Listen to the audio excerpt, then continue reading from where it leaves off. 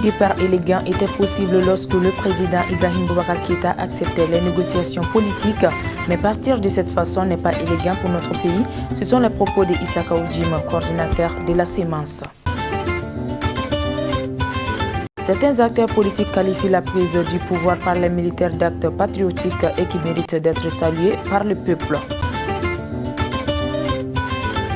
La principale demande formulée par les leaders du M5 RFP était le départ du président de la République. C'est qu'affirme Jamil Bitar, l'un des leaders politiques de la contestation. La gestion des transitions, il faut donner le temps au temps afin que les choses puissent s'aplanir. Plus de détails au cours de cette édition. Chers téléspectateurs, partout où vous nous suivez, merci d'avoir choisi LTV pour vous informer. Je vous le disais en titre, Issaka Oudjim, coordinateur de la sémence et porte-parole de l'imam Mahmoud Dicko. Selon lui, le départ du président sortant est une victoire du peuple malien, de la diaspora de l'intérieur ainsi que de l'extérieur. J'aurais souhaité un départ élégant, que le président acceptait la négociation politique. Et cette façon de faire partir le président, ce n'est pas élégant pour notre pays. Mais c'est dommage, malgré cette situation, il faut avancer. Parce qu'aujourd'hui, les défis sont énormes. Malheureusement, le président vient aussi d'en ajouter en refusant le dialogue politique. Sur la base d'un accord avec lui, sa majorité, l'opposition et les forces vives pour une transition démocratique, avec lui-même en tant que président de la République, et sur la base d'un premier ministre de consensus qui avait été à l'occurrence proposé par l'imam Dicko, qu'il a rejeté. C'est dommage parce que j'ai l'habitude de dire que c'est dommage pour notre pays. IBK ne connaît que le rapport de force. Aujourd'hui, tête baissée, contraire à la démission, c'est vraiment quelque chose de déplorable. Mais on ne peut pas s'apitoyer sur son sort. Il mérite ce qu'il a cherché. Mais j'en appelle au peuple de rester mobilisé. De rester mobilisé pour la victoire finale, qui est des élections propres, des élections générales, mais aussi ces élections doivent prendre en compte la volonté populaire. Aujourd'hui, portée par le leadership du M5 RFP, que nous estimons civils ou militaires, ceux qui étaient avec IBK ou ceux qui n'ont jamais accepté de cautionner son régime, de mutualiser toujours nos efforts pour sauver le Mali. Parce qu'il y va de notre vivre ensemble, la démocratie doit être l'objectif. Donc si les déclarations des militaires s'inscrivent dans cette logique, nous ne pouvons qu'accompagner sur la base de cette démarche politique, parce que ce qu'ils disent est censé. Et puis ceux qui veulent faire croire que c'est un coup d'État, non, je me porte en faux, ce n'est pas un coup d'État, puisque IBK a piétiné la Constitution, IBK a piétiné le combat légitime du peuple malien. Donc IBK devenait un obstacle.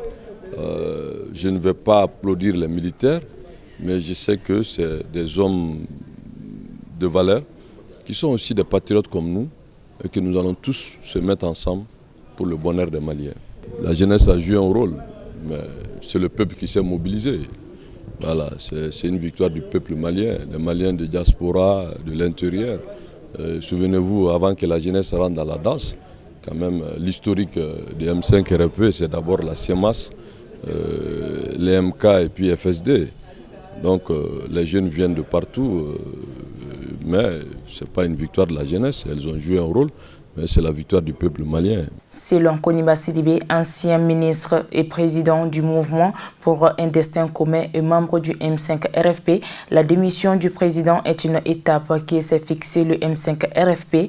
La deuxième phase sera de poser les bases d'une refondation du Mali afin de rompre avec le gouvernement corrompu instauré par le président sortant IBK. Nous remercions cette action patriotique de nos forces de défense et de sécurité qui a consisté à parachever un processus de soulèvement populaire contre le régime de IBK qui était en cours déjà. Nous aurions franchement souhaité ne pas en arriver à cette action militaire. Mais malheureusement, Ibeka n'a pas compris qu'il n'y avait pas d'autre solution que d'aller à une transition politique. Donc nous saluons ce qui s'est passé. Nous avons atteint un objectif d'étape qui était le départ de Ibeka et de son régime du pouvoir. À quelle fin?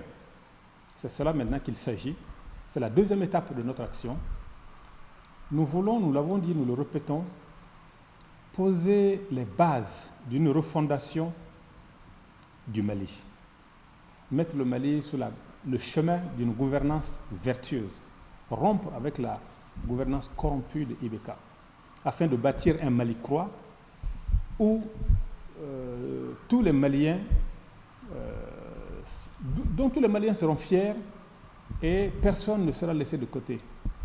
Voilà l'objectif ultime qui est recherché. Maintenant, comment y arriver? C'est l'objectif de cette transition. Nous demandons à Ibeka depuis combien de temps de mettre en place cette transition. Et donc, nous l'avons déjà senti dans le discours du Comité national de salut public d'hier, où il parle de transition politique. Et c'est cela que nous souhaitons. C'est pour nous la meilleure manière d'arriver à l'atteinte de cet objectif. Bon, vous savez, mettre une transition en place, c'est quelque chose de très compliqué, parce que cela suppose que les autorités militaires qui sont en place et nous, mouvement M5 et l'ensemble des forces vives de la nation arrivent à se parler, à se comprendre et à agir dans le même sens. C'est cela, je dirais, la difficulté principale à surmonter.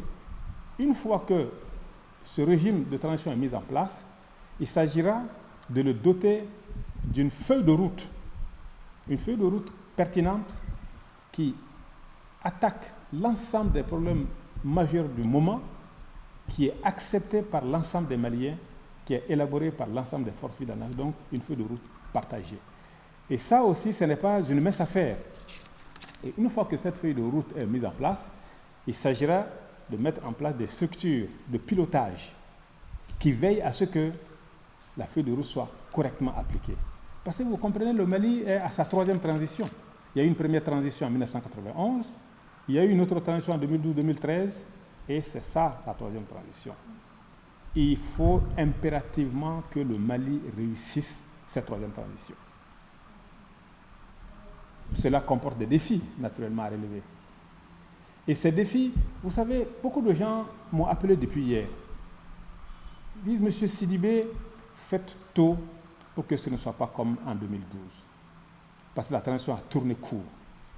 Les gens sont inquiets, les gens se demandent, est-ce qu'on va y arriver?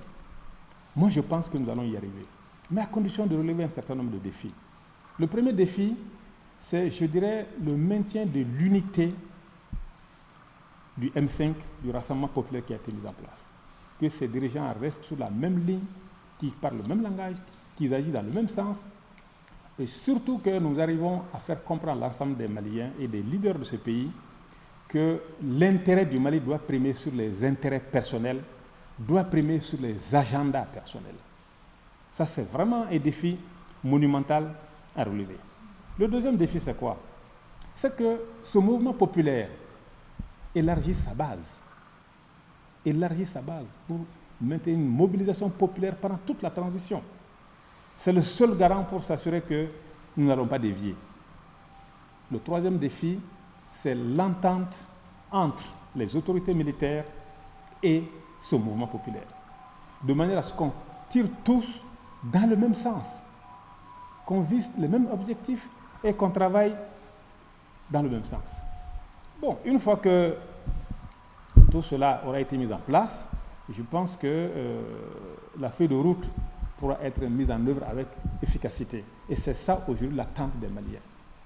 La sécurité, la paix dans le pays, l'éducation, les écoles sont fermées encore une fois, la santé, en fait tous les grands problèmes majeurs auxquels le pays est confronté aujourd'hui, il s'agit de mettre le Mali dans le sens de régler ces problèmes-là.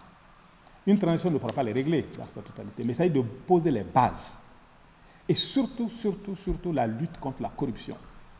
Comment mettre des bases qui fassent que la corruption dans ce pays soit quasiment réduite à sa stricte expression minimale.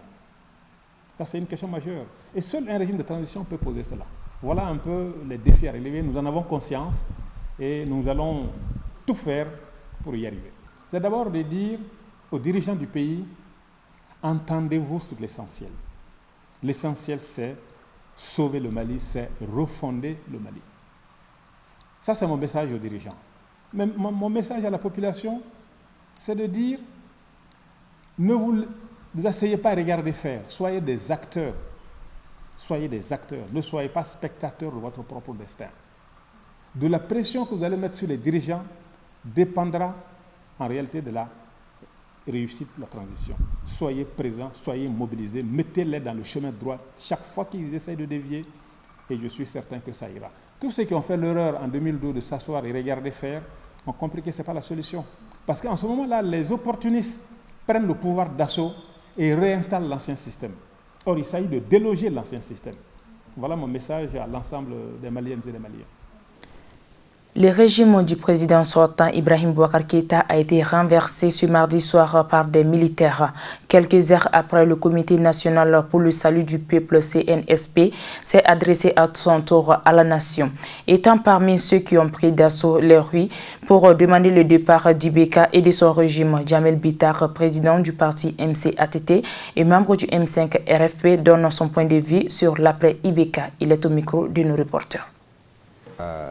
La principale demande que nous avions formulée était la démission du président Ibrahim Boubacar Keïta et de son régime. C'était ce que nous avions en tout cas sollicité et par la force des choses, il est venu à cette démission et non seulement à cette démission et de son régime. Donc voilà comment les choses se sont passées. Maintenant, la suite à donner à cela, nous allons nous concerter et dans cette concertation, en tout cas, les positions, les lignes vont être définies. Le M5 RFP n'a jamais été fermé à quoi que ce soit. Et nous avions été ouverts à l'ancien président, Ibrahim Boubacar Keïta. Nous avions été ouverts à la communauté internationale, que ce soit la CEDEAO ou d'autres. Et nous avions toujours été ouverts par rapport justement à tous ceux qui ont sollicité et demandé à ce que nous puissions nous mettre à table pour échanger par rapport justement à ce que nous souhaitons. Pour moi, ces échanges, c'est de façon naturelle qu'ils vont être faits, mais on le ferait dans toute la rigueur nécessaire et avec des principes bien prédéfinis qui sont quand même, nous sommes des républicains et je l'affirme, ça va se faire dans les normes requises, dans la courtoisie et surtout avec le respect, en tout cas que les uns et les autres se doivent. Et rien n'est à exclure parce que nous demeurons quand même des Maliens, nous sommes tous des frères, des sœurs et la construction du Mali aujourd'hui interpelle tout le monde. Désigner quelqu'un pour assurer la transition, ça c'est autre chose. Vous savez, nous laissons le temps au temps afin que les choses puissent s'aplanir et que de façon judicieuse et surtout de façon réfléchie, et rien ne devrait se faire dans la précipitation. Parce que la précipitation peut nous amener à beaucoup d'inconnus. Et ces inconnus, nous ne le souhaitons plus. Nous voulons un Mali apaisé, nous voulons un Mali en tout cas qui aurait choisi la voie du développement. Nous voulons un Mali qui n'est pas corrompu. Nous voulons un Mali prospère. Nous voulons un Mali où il y aura plus d'équité et de justice sociale. Nous voulons un Mali où, en tout cas, les enfants du pays seront fiers d'être maliens. Donc, je pense que les ambitions sont claires en la matière. Mais nous demeurons des politiques. En tout cas, personnellement, je le dis, je le répète, notre combat, c'est pour le Mali, ce n'est pas pour des questions de personnes. Le choix qui va être opéré au niveau, en tout cas, des différents regroupements, y compris, en tout cas, ceux qui aujourd'hui ont en charge cette question. Peut-être un coup d'État, c'est trop dire. Moi, je pense qu'aujourd'hui, force est de reconnaître que non seulement l'Assemblée a été dissoute par l'ancien président en fonction, le gouvernement aussi a été dissous par l'ancien président en fonction avant sa propre démission. Bon, c'est une démission et je pense que sur le plan international, la communauté internationale devrait en tout cas intégrer le fait qu'aujourd'hui, en tout cas, nous pensons vivement que ça reste une démission. Ce n'est pas un coup de force. Les gens peuvent le comprendre comme ils le comprendront. Chacun a sa petite lecture de la chose, mais nous estimons en tout cas que, personnellement, que le président Ibrahim Boubacar Keïta a démissionné. Maintenant, parlant des sanctions qui sont annoncées par la communauté et l'international, nous estimons que c'est aller trop en besoin. Et je le dis et je le maintiens forcément, c'est qu'aujourd'hui, force est de reconnaître que dans ce pays, dans le Mali, aujourd'hui, rien ne bouge. Nous étions pratiquement à l'arrêt et je pense que les sacrifices des uns et des autres ne sauraient être de trop. Et aujourd'hui, il faudrait que de façon réfléchie, de façon en tout cas que non seulement la CEDEAO, l'Union africaine, l'Union européenne, les Nations unies, aujourd'hui nous souhaiterons vraiment qu'ils considèrent plus le peuple que des dirigeants, et surtout des dirigeants mal élus. Vraiment donc... mais j'estime que même la venue des différents présidents annoncés, ils seront la bienvenue. Le Mali a toujours été une terre d'accueil. Bon, on est sûr que, en tout cas, le peuple fera son choix. Et si le peuple a déjà fait son choix, j'estime aujourd'hui que cette communauté devrait être au chevet du Mali encore pour nous aider. Bon, nul n'est impossible. Et sans cette communauté également, je pense que le Mali pourra se retrouver. Il y a beaucoup de pays qui ont été sous embargo pendant plusieurs années, mais ça ne les a fait disparaître de la carte du monde. Donc c'est dire quelque part que, en tout cas, c'est trop. Il ne faudrait pas qu'il y ait de la peur dans le ventre des uns et des autres. C'est ça le plus important. Et que chacun s'assume. En tout cas, je le désire et je le souhaite vivement que toutes les forfaitures qui ont été commises, que les uns et les autres puissent en répondre. Et notamment ceux qui aujourd'hui ne sont plus parmi nous, surtout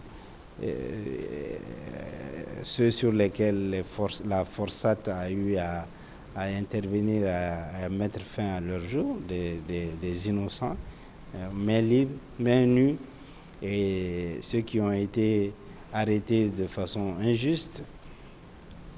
Et mieux que tout cela, et tous ces détournements à ciel ouvert que nous avions assisté ces derniers moments, il faudrait que les auteurs qui sont encore présents, que je ne parle pas de sanctions pécuniaires, mais je pense que l'État du Mali aujourd'hui est dans l'obligation de récupérer le bien, en tout cas les différents biens qui ont été volés et qui font nullement pas de doute aujourd'hui. Selon le jeune leader, un des acteurs principaux de la lutte pour la démission du président sortant, Mohamed Salia Touré, a souligné que ce coup d'État a été possible grâce aux différentes dénonciations de la population face à la mauvaise gestion du pays par le régime sortant. Pour lui, c'est le peuple qui a gagné cette lutte grâce à l'engagement du M5 RFP. Je pense qu'il faut rendre hommage au peuple malien. C'est une victoire du peuple. Ce n'est pas une victoire du M5 RFP, mais une victoire du peuple malien dans son ensemble, qui a refusé la mauvaise gouvernance, qui s'est levé comme un seul homme pour dire que la direction dans laquelle le pays est en train de partir ne lui convient pas et donc a décidé de lutter. Ce travail a commencé depuis le mois de mai, donc c'est l'aboutissement des efforts du peuple malien qu'il faut aujourd'hui saluer et il faut lui rendre hommage. Il faut également rendre un vibrant hommage aux martyrs, nos 23 morts qui sont tombés les 11, 12 et 13 juillet. On ne peut pas dans ces moments-là les oublier et dire devant cette caméra que leur sacrifice n'a pas été vain. Leur sacrifice n'a pas été vain et je crois que c'est ce sentiment qui m'anime. Et j'aimerais aussi rendre un hommage appuyé à l'autorité morale du M5 RFP, l'imam Mahmoud Diko, qui a su tenir le cap, qui a su tenir fermement la barque. Malgré toutes les pressions locales, les pressions internationales, il a tenu bon, il a compris que c'est le peuple malien qui était en danger, c'est l'existence même du Mali qui était menacée. C'est en continuant ce combat, c'est œuvrer pour que la jeunesse malienne ait des perspectives. Cette jeunesse malienne qui malheureusement est désespérée, en perte d'espoir. Je pense que c'est fondamentalement le message que moi je retiens. Le vœu que je formule en ce moment, c'est que nous nous donnons la main, que nous nous retrouvons autour d'une même table, et dans une cohésion retrouvée entre Maliens. Je dis bien entre Maliens, je le précise, que nous discutons, que nous mettons tous les problèmes sur la table. Pas de faux fuyants, pas indexer X ou Y. Vraiment revenir aux fondamentaux, aux problèmes auxquels nous sommes confrontés et formuler des vraies solutions. Et ces solutions permettront certainement de jeter les bases d'une refondation du Mali parce que c'est de cela aujourd'hui qu'il s'agit. Voilà, c'est tout pour ce journal d'information. Merci de l'avoir suivi et bonne suite des programmes sur la Liberté Télévision.